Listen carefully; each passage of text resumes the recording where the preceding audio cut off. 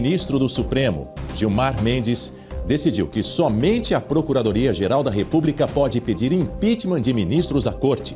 O caso chegou ao Supremo em duas ações. O Partido Solidariedade e a Associação dos Magistrados Brasileiros questionaram trechos da lei do impeachment de 1950. Segundo a lei, qualquer cidadão, parlamentar ou não, pode denunciar ao Senado os ministros do Supremo e o Procurador-Geral da República por crimes de responsabilidade, infrações políticas cometidas por agentes públicos. Confira os detalhes na reportagem de Luciano Emiliano. O ministro do Supremo, Gilmar Mendes, decidiu que somente a Procuradoria-Geral da República pode pedir impeachment de ministros da Corte.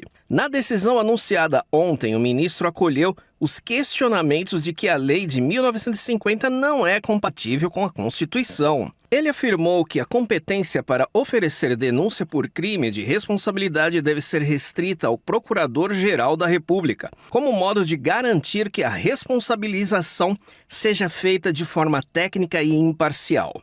Esta casa e a sua presidência nutrem profundo respeito institucional ao Supremo Tribunal Federal. Também é que, nesta relação, haja reciprocidade efetiva. Somente uma alteração legislativa seria capaz de rever os conceitos puramente legais. Não é, no mínimo, razoável que uma lei votada em duas casas legislativas e sancionadas pelo presidente da República seja revista pela decisão de um único ministro do Supremo Tribunal Federal. O líder do MDB no Senado, Eduardo Braga, pediu que o plenário do STF, que deve analisar a medida de Gilmar Mendes na semana que vem, mude a decisão anunciada. Eu quero também fazer um apelo à Suprema Corte do nosso país. Que este princípio fundamental da democracia, a harmonia e a independência dos poderes, que possa ser restabelecido a tempo de nós podermos evitar uma crise institucional profunda que trinque um cristal que não pode ser trincado. Já a oposição no Congresso convocou uma entrevista coletiva. O líder do grupo na Câmara, deputado Luciano Zucco, avaliou a decisão do ministro Gilmar Mendes. O ato confere uma proteção absoluta e retira o direito de qualquer brasileiro em denunciar os crimes de responsabilidade dos ministros do Supremo. O líder da oposição no Senado, Rogério Marinho, afirmou que a medida representa uma blindagem aos ministros. Na avaliação do parlamentar, a Suprema Corte teme que em 2027 a oposição conquiste maioria no Senado e passe a ter condições políticas de abrir processos de impeachment contra integrantes do STF. O que nós estamos observando agora é que há uma clara tentativa de blindagem de um poder. Como se este poder estivesse acima da lei.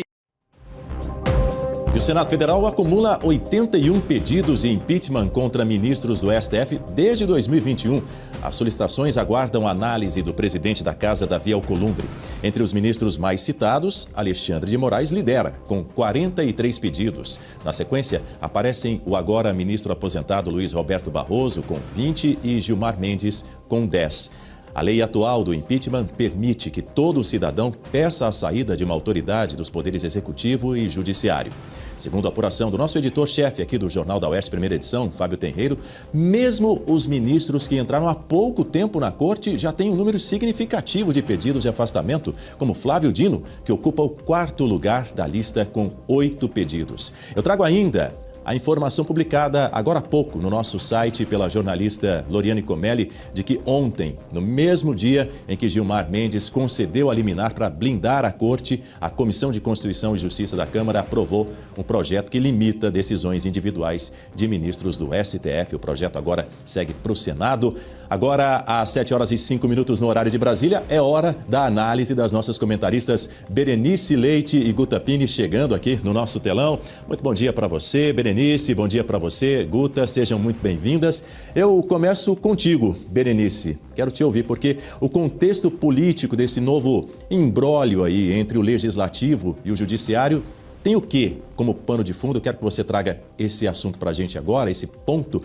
Trata-se meramente de uma resposta do Congresso para o Supremo, como disse o Alcolumbre, por se tratar de uma grave ofensa à separação dos poderes. Ele falou em usurpação das prerrogativas do Legislativo. Ou tem algo mais? Bom dia, Daniel. Bom dia, Guta e toda a nossa audiência maravilhosa. Olha, o pano de fundo dessa situação se chama Eleições 2026. A possibilidade de uma renovação de pelo menos 2/3 da casa no Senado é o que preocupa os ministros do Supremo Tribunal Federal. Mas vamos lembrar aqui que o ministro Gilmar Mendes não acordou simplesmente... O ministro Gilmar Mendes não acordou, simplesmente falou, olha, vou dar uma canetada aqui e acabar com qualquer possibilidade do Senado a qualquer momento aprovar um pedido de impeachment contra nós. Não, eles foram acionados por um partido que se chama Solidariedade. É o partido, inclusive, gente, do Paulinho da Força, que é o relator da anistia. Um partido nanico em termos de composição dentro do Congresso Nacional, mas o que nós temos visto ao longo desses últimos anos é justamente isso, né? O Judiciário legislando, acionado por partidos que não aceitam, que de alguma forma querem se beneficiar, e o pior de tudo é que nessa decisão o STF legisla. Minha dicção hoje está maravilhosa, né, gente? O STF legisla a seu próprio benefício, né? Dentro de seus próprios interesses, invalidando o direito de um cidadão poder registrar um pedido de impeachment, né, por crime de responsabilidade. Então, nesse entendimento de Gilmar Mendes, ele fala, inclusive, que só o Procurador-Geral da República é que poderia dar um parecer técnico. Vamos lembrar aqui que nesta semana nós mostramos, salvo me engano, na quarta-feira, um dossiê assinado por mais de 60 mil brasileiros, 68 mil assinaturas como coautores de um pedido de impeachment e um dossiê de quase 1000 páginas que foi protocolado nesta semana pedindo o impeachment do ministro, né? Eu ia falar de um ministro, mas é do ministro Alexandre de Moraes, especificamente dele. Então, assim, se um dossiê com quase 1000 páginas, isso não há uma capacidade técnica ali de argumentar esse pedido de impeachment, o que a gente pode esperar, né? Nós temos dentro da sociedade civil, inclusive, muitos advogados que poderiam sim embasar um pedido como esse. É uma medida arbitrária, volto aqui a reforçar, mas isso só vem acontecendo porque o Congresso tem deixado o Judiciário avançar conforme os anos vão passando. E agora acordaram, né? Parece que acordaram, digo isso em referência ao presidente do Senado, Davi Alcolumbre, que fez um belo discurso, Daniel. E aqui finalizo meu comentário, mas já faço também uma crítica, porque se o presidente do Congresso, senador Davi Alcolumbre, de fato quiser responder à altura, basta ele pautar um desses pedidos de impeachment de qualquer um desses ministros do Supremo Tribunal Federal. Só discurso não resolve. Pois é, Guta Pini, vamos juntos nesta quinta-feira, quase sexta-feira, quase um pré-final de semana, mas ainda tem muita coisa para a gente debater aqui no Jornal da Oeste, primeira edição até às 10 horas da manhã. A Berenice tocou nesse ponto aí relacionado ao discurso feito pelo Davi Alcolumbre na tarde de ontem. E nesse mesmo discurso, vou trazer um outro aspecto aqui do que disse. Ele defendeu que as alterações nessa lei lá de 1950 devem vir de uma lei aprovada pelo Congresso e sancionada pelo presidente da República, não de uma decisão monocrática de um ministro do Supremo Tribunal Federal. Quero ouvir a sua visão a respeito disso, você, enquanto jurista. A crítica mais contundente na sua visão seria, por exemplo, sobre essa revisão de uma norma que foi votada em 2 casas legislativas, como disse ele, o impeachment. Ele estava se referindo ao impeachment de ministros do STF por um único magistrado? Bom dia, Dani. Bom dia, Berenice, a toda a nossa audiência. Olha, eu acho pouco crível que o Davi Alcolumbre esteja realmente preocupado com as competências legislativas do Senado, porque não é, e do Congresso Nacional, não é a primeira vez que o Supremo Tribunal Federal avança nesse tipo de prerrogativa do Senado e do Congresso como um todo, que é de fazer leis. Nós temos um exemplo recente sobre o Marco Civil da Internet, que o Supremo também legislou, e não monocraticamente, mas todo o seu corpo votou ali e declararam, então, inconstitucional uma lei, e não só isso, avançaram estabelecendo novos critérios para a remoção de conteúdos na internet. Tem também a questão do marco temporal, das terras indígenas, enfim, uma série de exemplos de usurpação das funções do legislativo pelo judiciário. E nunca vimos reação por parte do Congresso nesse sentido, uma reação tão incisiva, assim, inclusive do presidente do Senado. O que acontece neste momento é o seguinte: essa alteração da lei do impeachment, ela colocou como prerrogativa exclusiva do Procurador-Geral da República de fazer pedidos de impeachment contra ministros do Supremo. Só que o que isso muda na prática para os senadores? Se até agora tem dezenas e dezenas de pedidos de impeachment na mesa do Senado e o senador não faz nada, ele não está pautando esses pedidos. Então, por que eles ficaram agitados agora nesse momento? Se o Davi Alcolumbre está omisso em relação a pautar? Porque pelo menos hoje ele pode pautar. A partir do momento em que você coloca a prerrogativa de acionar o Senado, através da Procuradoria-Geral da República, você, a reboque, passou esse poder para o PGR. Porque hoje qualquer pessoa pode fazer um pedido de impeachment e esse pedido já chega na mesa do presidente do Senado. E aí cabe a ele pautar ou não. Quando você limita quem que pode fazer esse pedido de impeachment, ainda mais num contexto em que a gente vê um grande alinhamento entre o Ministério Público Federal e o Supremo, naturalmente esse pedido não vai chegar. Então, o presidente do Senado nem vai ter a chance de decidir ou não pautar, porque esse pedido não vai chegar.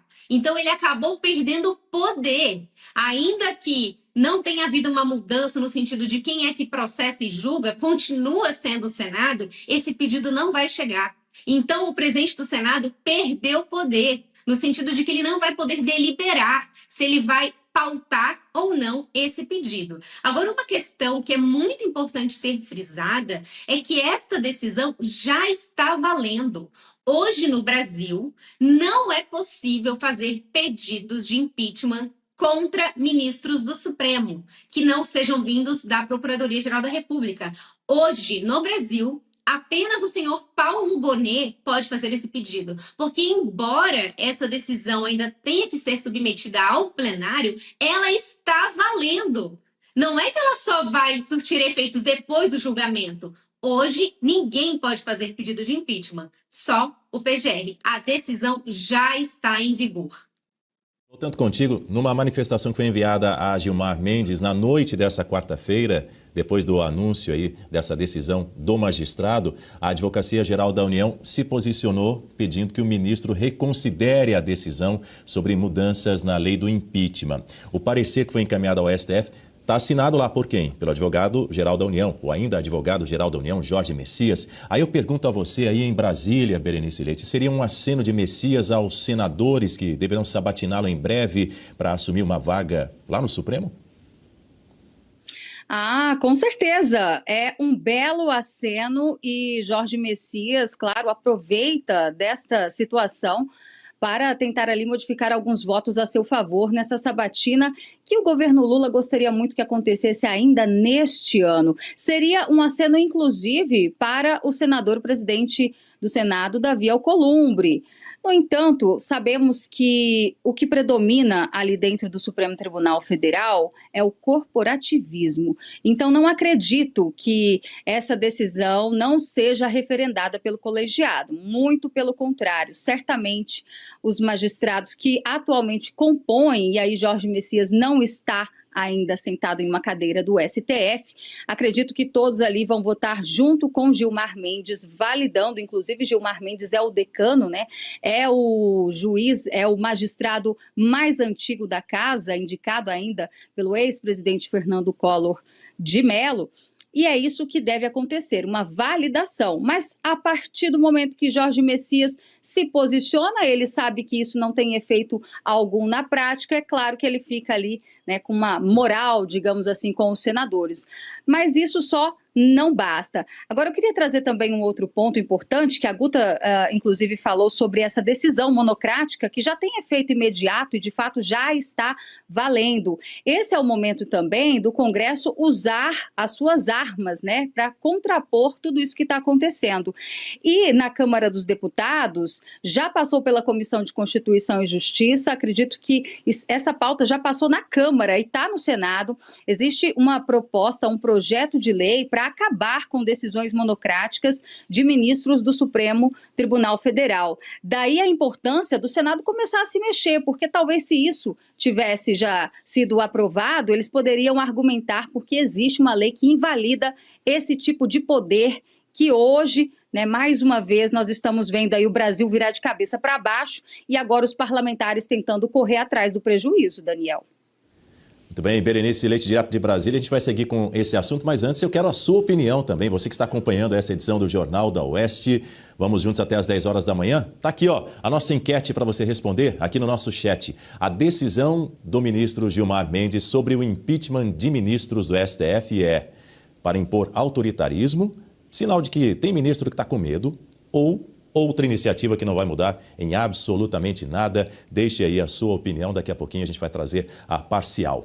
Bom, voltando aqui com a Guta Pini comigo no telão, Guta, lembrando que o indicado ao STF, a gente está falando dele aqui, Jorge Messias, ele tem enfrentado muita resistência, a Berenice Leite tem acompanhado de perto esse assunto para a gente lá na capital federal, tem encontrado muita resistência ao nome dele lá dentro do Senado, onde vai ocorrer essa sabatina, não se sabe quando.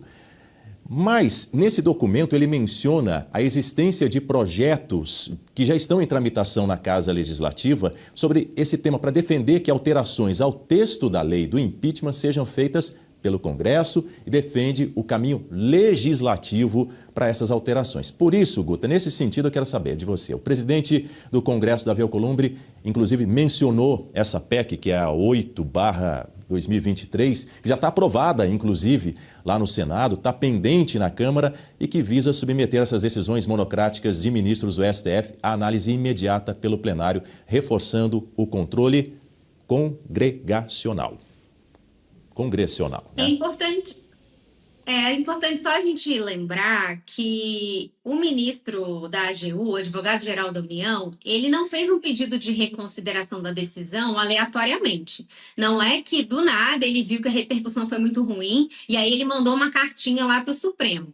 Essa decisão do ministro Gilmar Mendes, como a Berenice bem trouxe, ela se deu no bojo de uma ação constitucional. Mais uma DPF lá no Supremo. E toda ação constitucional que tramita no Supremo precisa da oitiva do Ministério Público Federal e também da AGU. Essas duas instituições devem se manifestar. Então, foi isso que aconteceu. No momento em que a AGU foi intimada dessa decisão, ela manifesta a sua opinião. O que chama muita atenção foi a rapidez com que isso aconteceu. No mesmo dia, horas depois dessa decisão, o AGU já manifestou seu entendimento aí pela reconsideração da decisão do ministro Gilmar Mendes. Agora, bem lembrado, essa questão da PEC 8, lá no Senado Federal. Essa PEC foi aprovada em novembro de 2023. Essa PEC limita as decisões monocráticas dos ministros. Justamente esse é um cenário que não estaria acontecendo hoje, se essa PEC fosse já aprovada, tivesse sido aprovada lá na Câmara, mas ela está parada na Câmara. Até hoje, desde 2023. Então, vejam só o que nós vivemos hoje no país. O Congresso Nacional não deu a resposta que a sociedade espera. E essa PEC 8, ela foi proposta justamente ali depois daquele imbróglio que teve da decisão monocrática do ministro Lewandowski, que suspendeu trechos da lei das estatais. E por conta dessa decisão monocrática do Lewandowski, o governo Lula pôde indicar diversas pessoas para as estatais, inclusive no BNDES, o mercadante. Então, essa proposta de emenda constitucional foi aprovada no Senado em novembro de 2023, dentro desse contexto, mas ficou parada aí na Câmara. E como a Berenice bem lembrou agora, acabou de ser aprovado na CCJ um projeto de lei que vai nesse sentido também, de limitar as decisões monocráticas do Supremo Tribunal Federal. Mas o fato é que agora isso volta lá para o Senado, quando a discussão sobre isso no Senado já foi esgotada em relação à PEC. Então, por que a Câmara simplesmente não pauta essa PEC das decisões monocráticas, leva esse assunto adiante e resolve o problema? Só que nós vemos aí o Congresso Nacional, enfim, omisso nas suas competências, e não existe vácuo de poder. O que aconteceu? O Supremo Tribunal Federal se arvorou aí, usurpando as funções do Congresso Nacional e assumiu esse vácuo de poder, porque na política não existe vácuo de poder. Agora, o que chama muito atenção também foram as reações no Senado, inclusive Randolph Rodrigues, que é um grande aliado do Supremo Tribunal Federal, ele que votou contra a PEC 8, essa PEC que limita as decisões monocráticas, no plenário do Senado ontem, prestando todo o apoio a Davi Alcolumbre e as prerrogativas do Senado. Ele, inclusive, disse que se a votação fosse hoje, ele votaria a favor da PEC 8.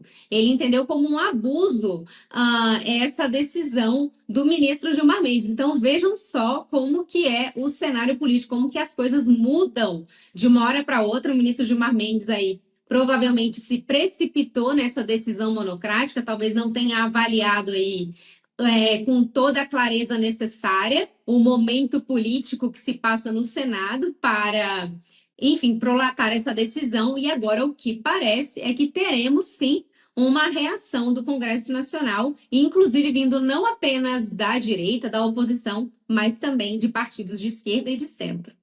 Bom, lembrando que atualmente, Guta e Berenice, não existe previsão constitucional de impeachment para ministros do STF. No entanto, a Constituição Federal diz que compete ao Senado processar e julgar ministros do STF quanto a crime de responsabilidade. Vou trazer aqui em destaque na nossa tela para você que nos acompanha sobre essa decisão de Gilmar Mendes, que foi dada em uma ação que contesta os trechos da lei do impeachment lá de 1950. A norma prevê que qualquer cidadão, parlamentar ou não, pode denunciar os ministros do Supremo e o Procurador-Geral da República por eventuais crimes de responsabilidade que cometerem. Bom, eis o que essa lei exemplifica como crimes de responsabilidade. Na tela para você. Proferir julgamento quando por lei seja suspeito na causa, exercer atividade político-partidária, ser patentemente decidioso no cumprimento dos deveres do cargo, proceder de modo incompatível com a honra, dignidade e decoro de suas funções. As punições previstas são a perda do cargo e a inabilitação até 5 anos para o exercício de qualquer função pública. Eu quero te ouvir também sobre este aspecto, Guta Pini, também quero que você responda a uma pergunta da nossa espectadora, que a gente vai colocar na tela para você que também está nos acompanhando. Ela mandou por meio do nosso chat, está aí a Silvana Silmão, dizendo o seguinte: vocês poderiam explicar que essa liminar não derruba o que está na Constituição Federal de 1988? E aí, Guta? Bom, vamos lá. Na Constituição Federal, o que não tem é o procedimento para o julgamento do impeachment, mas a Constituição Federal deixa ali muito claro de quem é a legitimidade para o processamento e o julgamento do impeachment, que é justamente o Senado Federal. Essa lei de 1950, o que ela faz é estabelecer o procedimento para o julgamento, mas o impeachment de ministro tem a previsão constitucional nesse sentido, de colocar quem é o órgão julgador, que é o Senado Federal. E essa decisão do ministro Gilmar Mendes, ela não toca nisso, ela não muda quem é o órgão, mas, de novo, ela centraliza nas mãos do Procurador-Geral da República a iniciativa desse pedido, tira dos cidadãos comuns. Isso é um grande problema, porque como a nossa nossa audiência aí mandou no chat, essa liminar, ela não muda, ela não tem como mudar o espírito da Constituição. Que o que é? O controle popular das ações dos políticos, das ações das instituições. O povo pode, inclusive, propor projetos de lei, é iniciativa popular. Então, a Constituição Federal de 88 é considerada a Constituição cidadã, então é como se tivesse ali grande participação popular. Não é totalmente assim, mas existe sim a possibilidade da participação popular. Em outros países, como nos Estados Unidos, México, Suíça, obviamente, existe ainda a questão do recall de mandato. O que acontece aí nos ministros do Supremo, no impeachment, eles são julgados pelo Senado, quem vota é o Senado, não é nem o povo. Então, mas o fato é, existem em outros países iniciativas de recall de mandato no meio do mandato, por exemplo, de um prefeito, de um governador, de um presidente. Você pode, inclusive, através de abaixo-assinado, conseguir uma nova avaliação daquele político. E aí o povo vota se aquele político encerra ou não o mandato. Então, vejam só como que é essa democracia realmente participativa, em que a voz do povo é ouvida. Isso acontece também com diretores de escola, secretários de educação. A participação popular é muito forte nesses países. Aqui no Brasil, na questão do impeachment de ministro, o controle político da sociedade se dá através desse pedido de impeachment que pode ser feito pela população, por qualquer cidadão. Essa previsão está na lei do impeachment, não está previsto expressamente na Constituição Federal, mas faz parte do espírito da Constituição, que é essa Constituição cidadã, que permite a participação popular. Porque quando o ministro quer colocar nas mãos apenas do Procurador-Geral da República a legitimidade para fazer esse pedido, ele está fazendo aí uma falsa equivalência com a prerrogativa do Ministério Público de ajuizar ações penais. Hoje, no Brasil, só quem pode ajuizar ação penal pública é o Ministério Público. Ele é o titular da ação penal, nós já falamos aqui várias vezes. Justamente porque o que está em jogo ali? É uma pena privativa de liberdade. A pessoa pode ir para a prisão quando ela é submetida a uma ação penal. Qual que é o bem jurídico ali que essa pessoa pode ter violado? Um patrimônio, a vida de outra pessoa. Esses são os bens jurídicos tutelados numa ação penal. Então, por conta disso, cabe ao Ministério Público entrar com a ação. No caso do impeachment, qual que é o bem jurídico tutelado? Qual que é a preciosidade que a lei está ali querendo proteger? O zelo na função pública. O crime de responsabilidade é isso, é quando a pessoa não tem o zelo diante da função pública. A função pública, ela é remunerada com os nossos impostos. Nós pagamos toda essa turma. Então, como é que você vai tirar do cidadão pagador de impostos a prerrogativa, a legitimidade de fazer um pedido de impeachment? Isso vai contra o espírito da nossa Constituição. Trata-se de um crime de responsabilidade, não é um crime penal, que aí sim está, inclusive, constitucionalmente previsto, que é prerrogativa do Ministério Público, porque é um crime penal, é um crime contra a vida, é um crime contra o patrimônio. Não é uma questão de impeachment, que é crime de responsabilidade. O impeachment está dentro desse controle político-social. Então, essa decisão do ministro Gilmar Mendes afronta a Constituição nesse sentido, como bem lembrou aí a nossa audiência.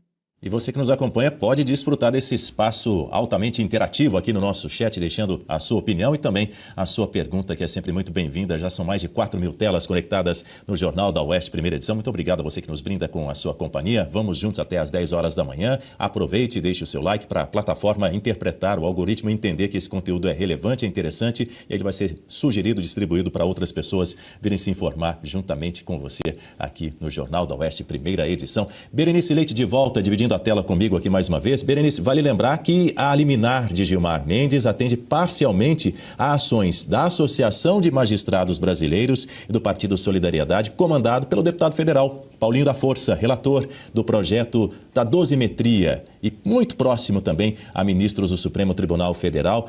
A decisão agora vai ser julgada pelo plenário virtual do STF entre os dias 12 e 19 de dezembro. E aí eu pergunto a você, aí em Brasília, qual é a tendência?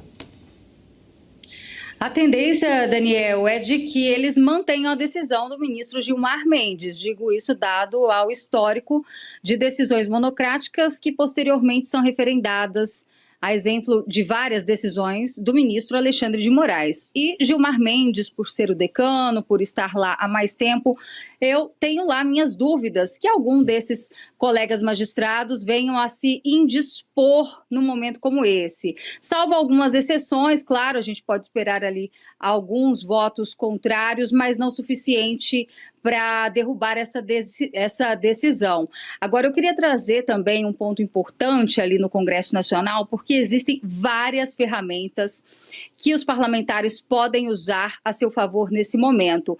A CPI, por exemplo, de abuso de autoridade, está já há algum tempo parada, só aguardando que o presidente da Câmara ali instale essa CPI. E seria uma ótima ferramenta para contrapor e expor tudo que está acontecendo, como você bem trouxe, né? O que caracterizaria os crimes de responsabilidade por parte desses magistrados. O primeiro deles seria a suspeição, quando o juiz não tem ali, né, uma competência isenta para poder julgar, porque de alguma forma seria beneficiado ou foi citado no processo, e aí eu nem preciso entrar em detalhes, a gente tem vários exemplos, inclusive recentes, em relação ao 8 de janeiro, o ministro Alexandre de Moraes não poderia ser o relator desse processo.